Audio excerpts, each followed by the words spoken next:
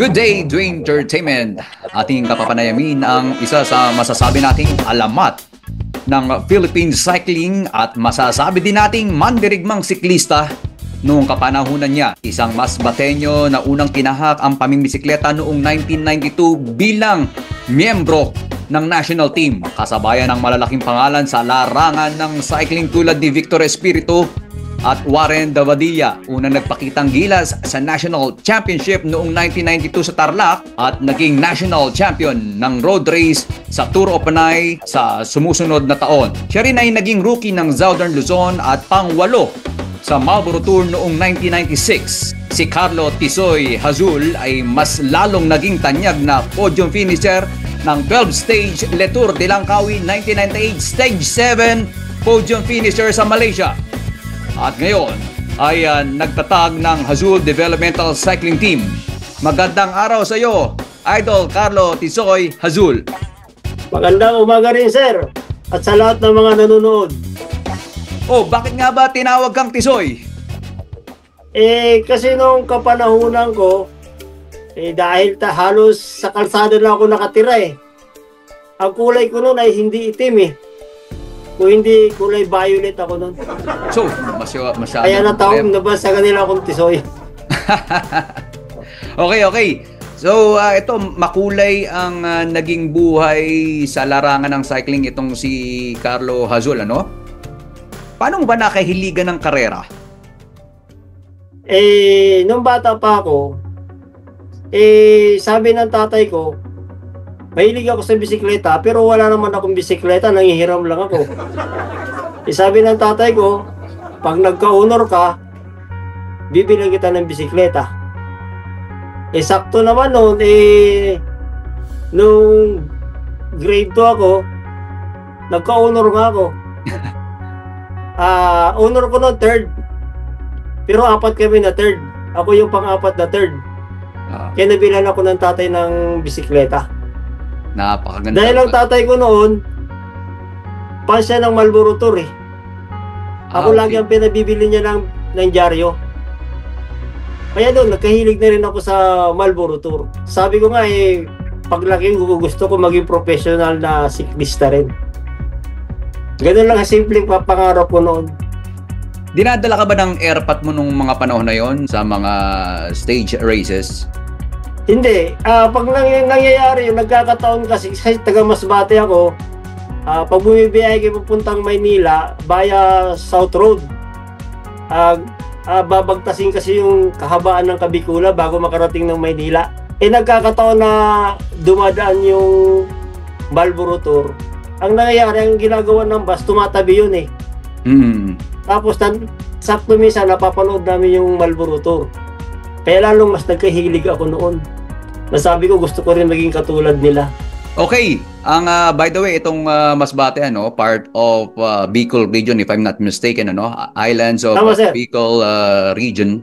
Isa ka sa mga henerasyon ng mga siklistang lumahok sa Langkawi noong mid-90s. Pakisaan nga itong mga experience mo dito sa Langkawi. Sa Langkawi kasi, yan yung sinasabi na karera na tututo ka na lang, kakalas ka pa. Ganun katulin doon.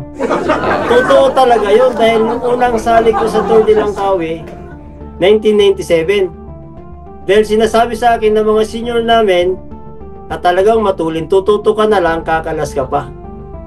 Nung sakto na experience namin, totoo talaga. Na napakatulin talaga Totoo talaga na kakalas ka talaga, sobrang tulin. Kaya noong 1997, ang best finish ko noon sa stage, pang 24. Kumbaga grupo kami na dumating, pang 24 ako. Kaya sabi ko sa sarili ko, nung matapos na yung Tour de Langkawi 1997, sabi ko kung papalarin ulit ako makasama sa 1998, ipaghahandaan ko rin talaga. So isang karangalan na rin ang makakuha ka ng ganong finish na talagang... Yes sir.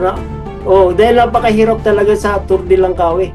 Dahil yun ang pinakamahirap na stage race sa buong Asia. mga Pilipino ay unang lumuhok sa Langkawi noong 1996. So paano nyo nabuo Yes, sir. yung batch nyo na yan noong 1997? Anong 1997, dati kasi, separate kasi yung amateur sa professional noong 1995. So, noong 1996 na nga, nag-open na, yung amateur pwede na sumali sa professional. So, maging sa trial ng national team, pwede na rin sumali yung mga professional. Doon na sumali, nung nagkaroon ng tryout sa national team, doon na nag-tryout sila Arnel Kirimit, Enrique Domingo.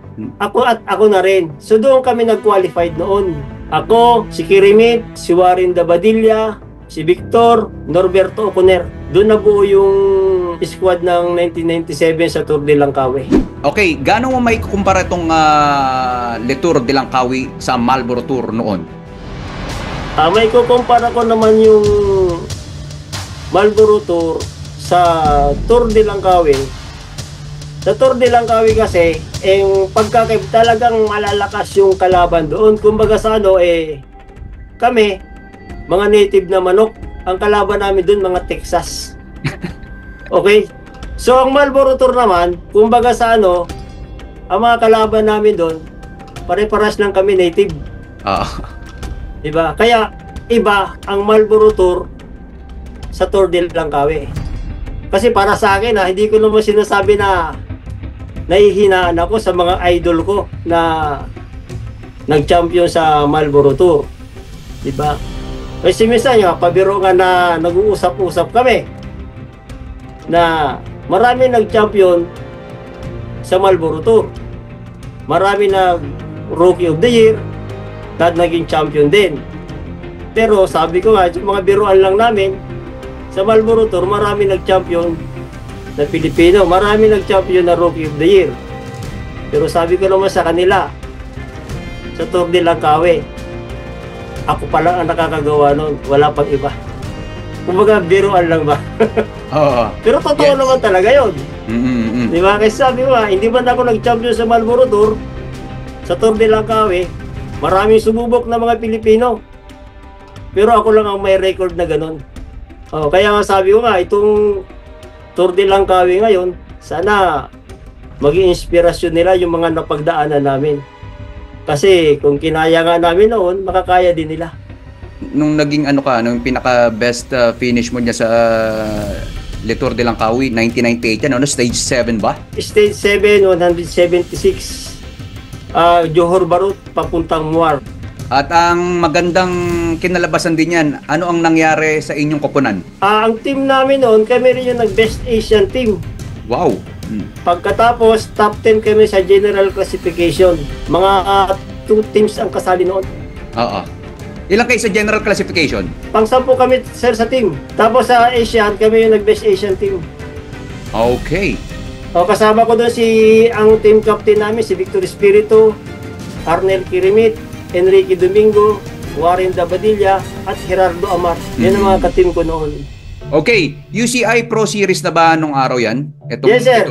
Kasi karamihan ng mga sumasali doon, mga pro team na rin, tsaka yung mga team na kasali din sa Tour de France, katulad ng Team Mapei, tsaka yung Post Suisse.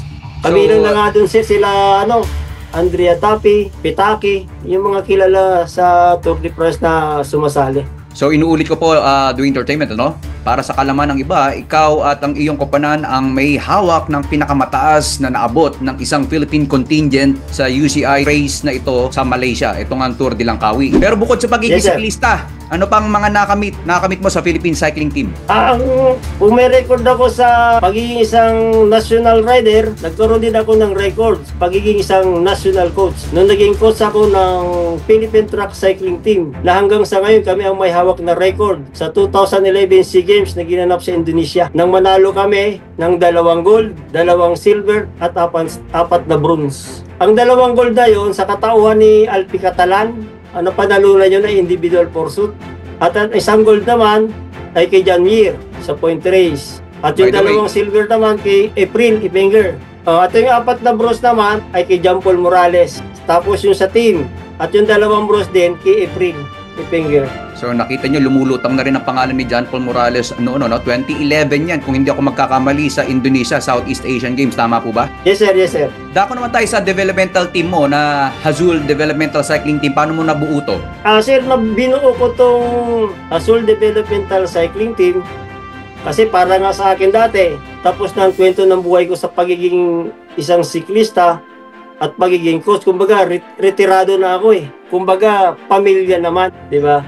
Hanggang isang beses, sabi ko, gusto ko naman magbisikleta para sa aking kalusugan.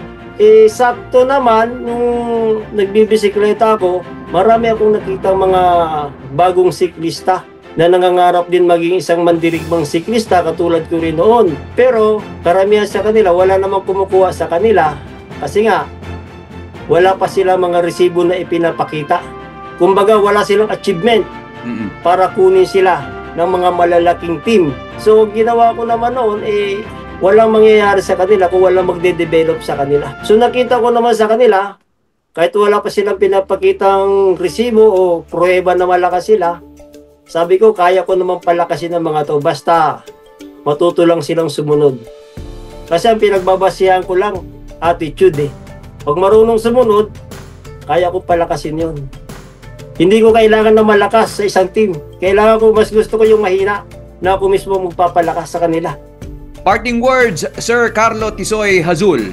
Para sa akin, nagpapasalamat ako sa lahat ng mga nanood ngayon, sa mga napagdaanan namin sa Tour de Langkawi, yung mga achievement namin noon. At ang para sa akin ngayon talaga ngayon, nagpapasalamat ako sa lahat ng mga sumusuporta at susuporta pa sa Azul Developmental Cycling Team para sa mga batang nangangarap din na maging mandirigmang siklista.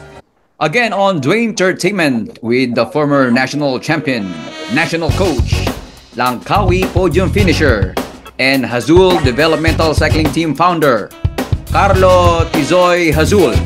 This is Dwayne Badwa for Dwayne Entertainment. We won the Pilipinas 2020. Hey, Dwayne.